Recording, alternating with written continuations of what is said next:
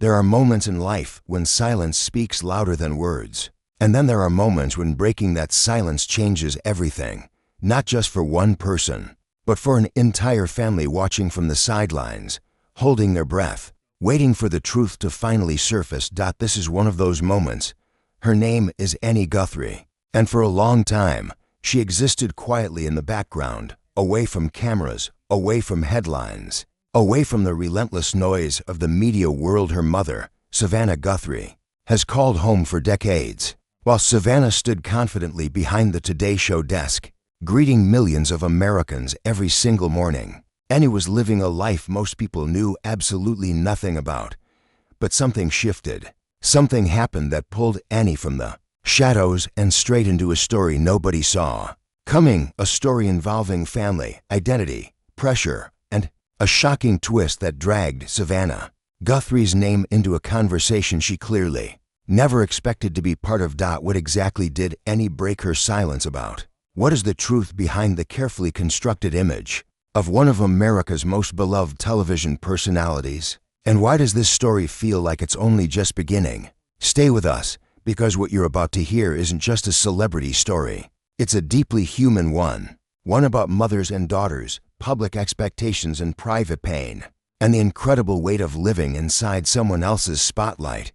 This is Annie Guthrie's story, and it's finally time the world heard it. To truly understand Annie Guthrie, you first have to understand the world she was born into. Savannah Guthrie is not simply a television host. She is, by almost every measure, an institution. A lawyer turned journalist turned the face of morning America.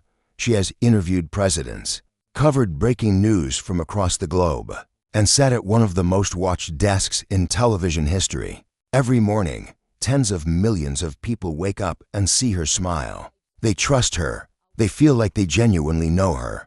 But knowing someone on television and knowing them as a mother, as a real human being behind the camera, are two entirely different things.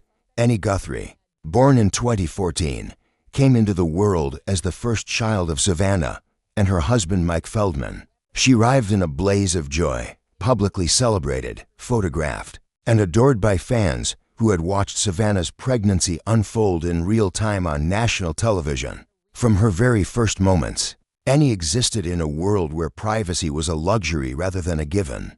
Growing up as the child of a media personality carries a unique kind of weight. There are the obvious things, the cameras that occasionally appear, the public recognition, the strange reality of seeing your parent on a screen in every waiting room and coffee shop you ever walk into.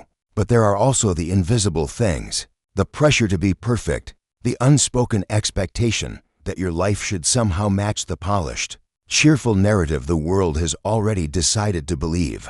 And then there are the things that nobody talks about at all. Annie grew up surrounded by love. That much is clear from every account, every public glimpse Savannah has offered into their family life. But love doesn't erase complexity. Love doesn't make growing up easy. And for Annie, growing up in the particular circumstances she found herself in meant navigating questions about identity, visibility, and selfhood that most children simply never have to face. Who are you when the world already thinks it knows who you are? That question, quiet and persistent, would follow Annie Guthrie for years. And the answer, when it finally came, would surprise everyone, including the people closest to her. There was a moment, sources close to the family suggest, when Annie reached a turning point. A moment where the carefully maintained boundary between private life and public story began to crack, not because anyone forced it open, but because Annie herself decided it was time. Because some truths are too important to stay buried, and some silences, no matter how comfortable they might feel, come at far too high a cost. What Annie chose to say, and how she chose to say it, set off a chain of events that nobody in the Guthrie household was fully prepared for. And it brought Savannah Guthrie, America's morning anchor, face to face with a side of her family's story she had worked so hard to protect. The question is, why? And what exactly changed everything? Let's rewind to the beginning, not the public beginning, but the quieter one. The one that existed behind closed doors and completely off camera. Savannah Guthrie has always been remarkably open about her personal life, to a point. She has spoken candidly about her fertility struggles, about the unexpected joy of becoming a mother later in life, about the deep love she carries for her two children, Annie and Charlie. By all appearances, the Guthrie-Feldman household is warm, grounded, and intentionally normal despite the extraordinary circumstances surrounding it. But there is a real difference between being open and being fully transparent. And Savannah, like any parent, made careful choices about what to share and what to protect. Annie grew up knowing she was loved. She also grew up knowing she was watched, not always literally, but in that ambient, low-level way that comes with being the child of someone famous. School events, birthday parties, casual family photos, even the most ordinary moments quietly carried the faint possibility of becoming public. For some children, that kind of visibility feels thrilling. For others, it's quietly suffocating. Those who knew Annie during her early years describe a child who was bright, sensitive, and deeply perceptive. She noticed things. She asked questions. She had a rare way of cutting through surface-level conversation and finding what was real underneath. That quality, beautiful as it is, also meant Annie couldn't simply accept the simplified version of her family's story that the public consumed so happily. She needed to understand the full picture, even the parts that were complicated, painful, or genuinely hard to explain. And that search for understanding would eventually lead her somewhere completely unexpected. There's a particular kind of loneliness that comes from living publicly while feeling privately unseen. It's not dramatic. It doesn't announce itself loudly. It just quietly accumulates in the small moments when you realize that the version of your life people celebrate isn't quite the version you actually lived out. Annie experienced this in her own deeply personal way. And as she got older, the gap between the public story and her private reality began to feel far more significant. Sources suggest that Annie, as she moved through her early teenage years, began grappling with questions that went well beyond ordinary adolescent identity struggles. Questions about family, about history, about the pressures that came with her particular last name and everything it carried with it. She wasn't angry. She wasn't rebellious in any dramatic sense. She was searching, looking for a narrative that felt true rather than carefully curated, looking for permission to be something other than the cheerful, beloved daughter of America's favorite morning anchor. And somewhere in that searching, she found her voice. It started quietly, private conversations, journal entries, careful questions asked in careful moments. But it was building toward something real, toward a moment of clarity that would shift the entire dynamic of her family's public story.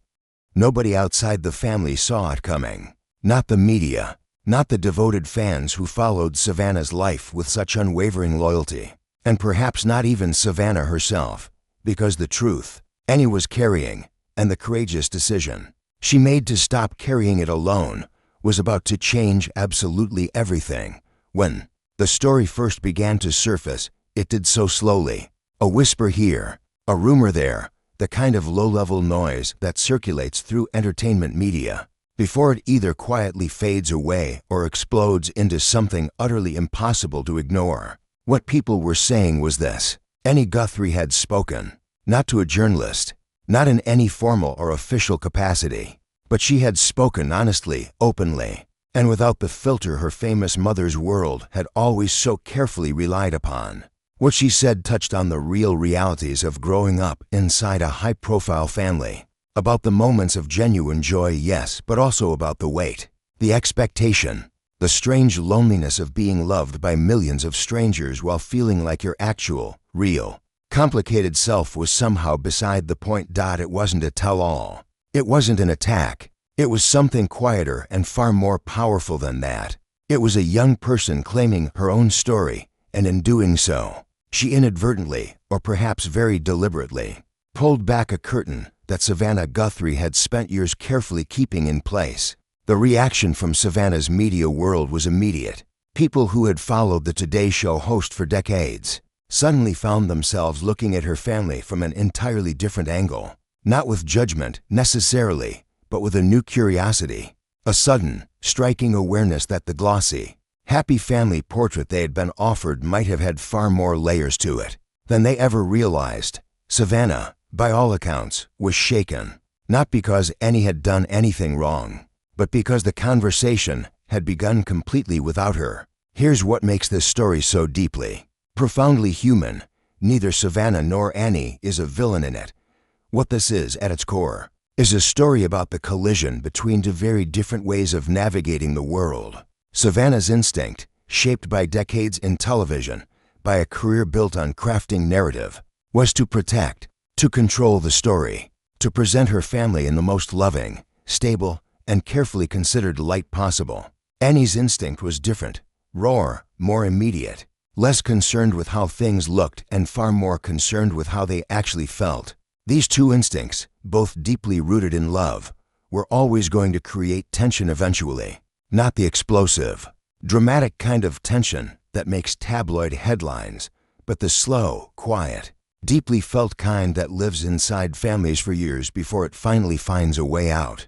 People close to the situation describe a period of real difficulty between mother and daughter. Not estrangement, nothing that severe, but a kind of careful, tender navigation. A process of figuring out how to genuinely respect each other's needs, while also being honest about the gap that had quietly grown between them. Savannah, those sources say, didn't respond with anger. She responded with grief first, and then with something that looked a great deal like recognition, because somewhere beneath the composed, professional exterior that America knew so well, Savannah Guthrie was also a mother who had always known this day might come, who had always sensed that the story she had tried so hard to protect couldn't be protected forever. And now that it was out, the only real question was, what would she do with it? What happened next was not what anyone expected.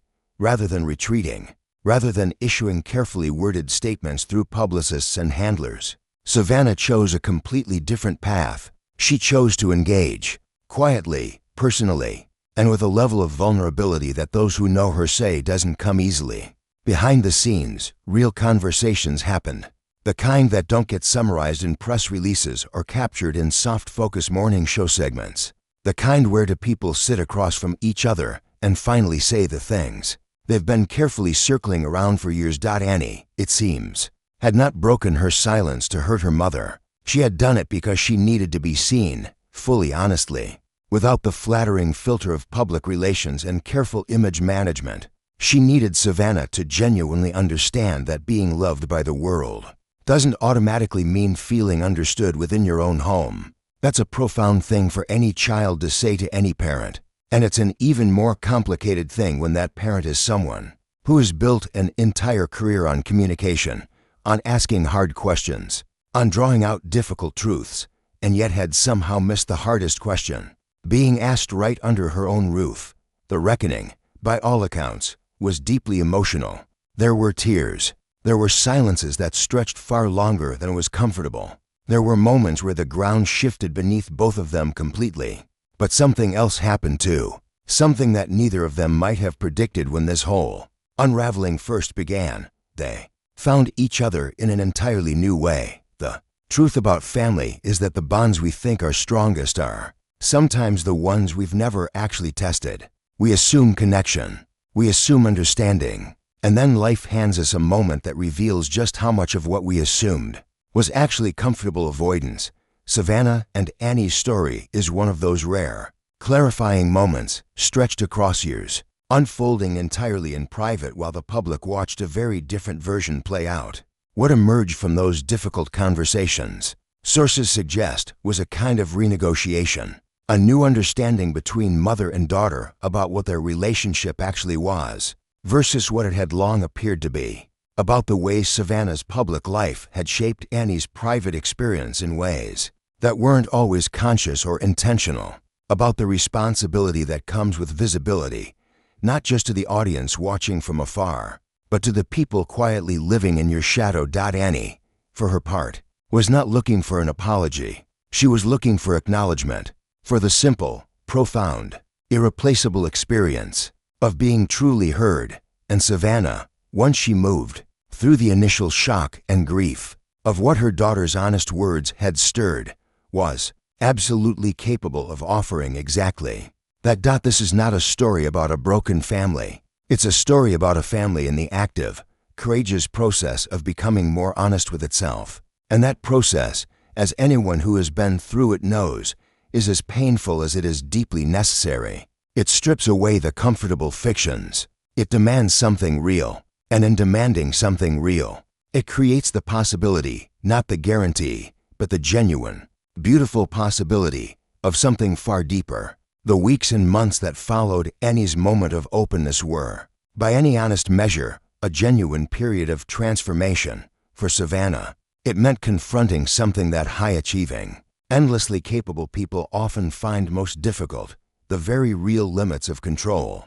The humbling reality that no matter how skillfully you manage your public image, no matter how carefully you construct the story the world sees, your children are not characters in that story. They are real people with their own experiences, their own wounds, and their own absolute right to speak. Savannah had always known this intellectually, but knowing something intellectually and feeling it viscerally are two profoundly different things. In interviews during this period, those paying close attention noticed subtle but meaningful shifts in how Savannah spoke about her family: less performed warmth, more genuine reflection, a new, quiet willingness to sit with complexity rather than resolve it quickly into something television-f, friendly and easy to consume. She spoke once, briefly, about the deep importance of listening to your children, really listening, not just simply hearing. It was a small moment, easy to miss, but for those who knew the full context behind it, it landed with considerable, lasting weight. For Annie, the transformation looked different. She had taken a real risk, the risk of honesty, of visibility entirely on her own terms, and had discovered something important, waiting on the other side. Not that everything was suddenly fixed or easy or neatly resolved, but that speaking her truth had not destroyed the things she had quietly feared it might. Her relationship with her mother survived the honesty. More than survived, it deepened beautifully. There's a particular kind of courage that doesn't look like courage from the outside. It doesn't involve grand gestures or dramatic confrontations. It looks quiet, almost completely ordinary. It's the courage of a young person deciding, against every comfortable instinct, to stop pretending that everything is fine when it genuinely isn't. Annie Guthrie demonstrated that courage, and in doing so, she set in motion something that will likely shape both her own story and her mother's, in ways neither of them can fully see just yet. The shocking twist the headlines promised isn't a scandal in the traditional sense. It's not a betrayal or a breakdown or a bitter public feud. The real twist, the one that truly matters, is that this story turned out to be about growth, about two people from very different generations and very different relationships to public life, finding a genuine way to meet each other honestly.